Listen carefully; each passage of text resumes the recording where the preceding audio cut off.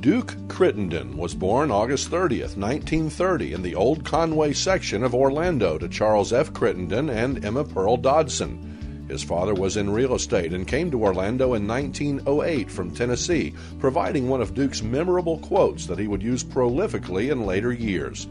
"The best place in the world to make a poor living is East Tennessee."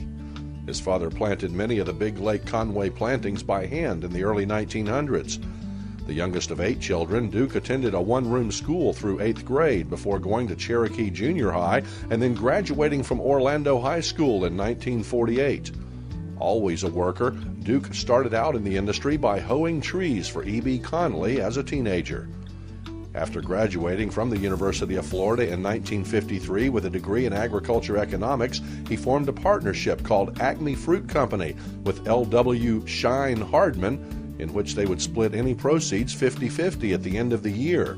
He told Shine, "If I don't make any money, you don't owe me any money." He managed Acme Fruit Company for 5 years before starting Crittenden Fruit Company in 1959 and growing oranges on a small plot of land. He plowed his profits back into more land, growing his business eventually into one of Florida's largest citrus entities. In 1963, he married Helen, and together they had 2 sons, Brian and Earl. In those days, Duke couldn't take off work for a honeymoon, so Helen went with him as he made his rounds, including the watermelon business in Georgia that he handled in the off-season. They lived for many years in his family's old home, which sat amongst the orange trees in the Conway section of Orlando on the site where Bocage Village currently sits. Duke operated the fresh fruit packing house from 1959 until 1983 and built it into one of the largest fresh fruit operations in Florida. Originally located near Maitland, Duke had to move the packing house to Groveland when Disney opened due to the I-4 exit. However, that gave him the opportunity to build a state-of-the-art facility that he publicized annually with a big party for over 1,000 guests. He ran 7 different varieties through the packing house, including oranges, grapefruit, and zipper skins. In numerous years, the volume was in excess of 3 million cartons.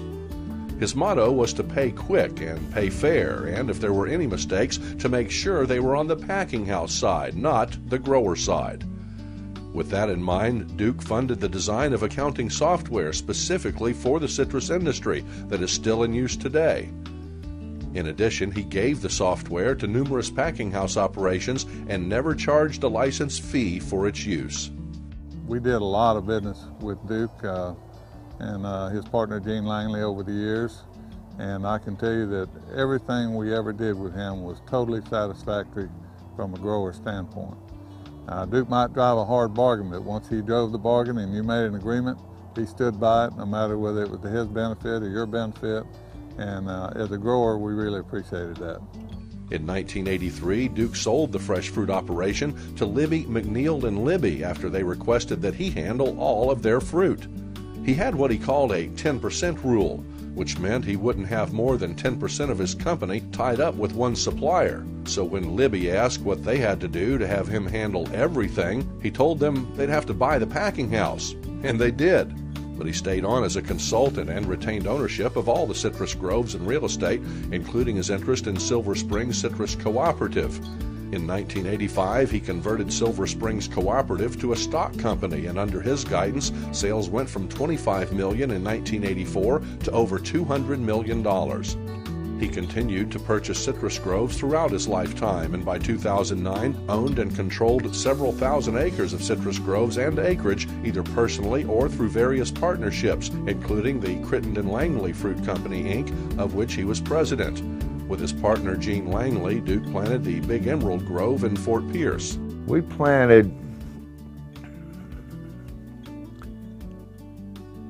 1,260,000 trees in about a year, and I don't think, to my knowledge, that's ever been done in the state of Florida. In addition, Duke successfully owned, operated, and built many apartment projects, including the Bocage Village apartments where the company offices are currently located, and numerous other residential and commercial rental properties. Great guy, somebody you could depend on, do what he said he'd do. Crittenden's business success enabled him to invest in his community, those who needed help, and his beloved gators. A major bull gator, Duke was instrumental in getting big donors to help with upgrading the school facilities. He hosted a party at his house for Charlie Pell that pre-sold enough skyboxes at the University of Florida to help renovate the stadium in the late 1970s. Duke Crittenden was a great gator. In fact, I don't know any people that aren't great gators if they're a gator. But Duke, when he was president of Gator Boosters, was very influential, and he was the one that led the fight to increase the seating at Florida Field. It was just level with the ground when he came in, and they started building the skyboxes and the bigger, and that was his legacy as a Florida Gator. He still went to all the games, he still cheered for the Gators, and we're going to miss him at the games. Everybody who met Duke became a friend, and he was praised for his loyalty, generosity, character, and humor. His big smile, hearty laugh, and Duke-isms, or sayings, were noted trademarks. Some of those included, "If truth be the light, let it shine," or "You can shear a sheep many times, but you can only skin him once." And one of his favorites, "Don't BS a BSer." He said a jillion things, and things I remember. Like I say, some I can't repeat, but he would come up with something different about every day. He loved people and always treated everyone the way he wanted to be treated. Even after he closed the company, employees and field crew would stop by to talk to him and say hello. He wanted to meet everybody and slap them on the back and, "Hey, old buddy, how you doing?" Duke was old Orlando, said Charlie Gray, a lifelong friend. Duke was chairman of the Growers Administration Committee, a member of Florida Citrus Mutual, Sealed Sweet Growers, and Citrus Central, Inc., and was appointed to the Florida Citrus Commission by Governor Claude Kirk.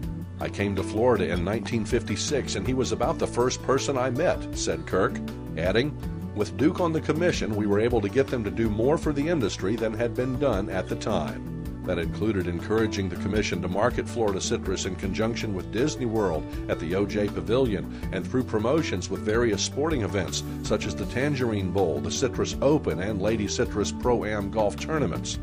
From 1969 to 1970, he was chairman of the Republican Party of Florida, but although he was a political leader, he never held public office.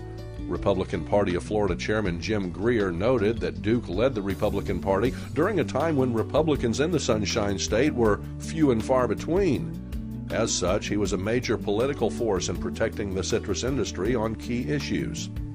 You know, I think just his sheer personality and drive helped a lot of candidates get into office, good candidates.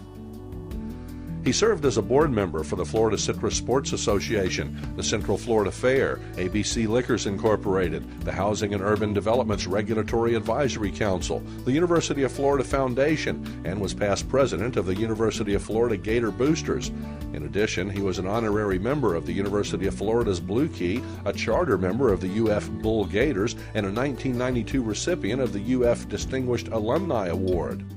Described as one of the giants of the Florida citrus industry, he served this industry for over 50 years, starting from scratch and emerging with a diversified citrus empire that included growing, harvesting, packing, processing, and trucking operations. Crittenden died of heart disease one day after his 79th birthday.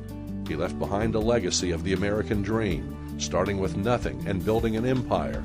His lifelong love of and dedication to the welfare of the Florida citrus industry never wavered, and we are fortunate to call him one of our own.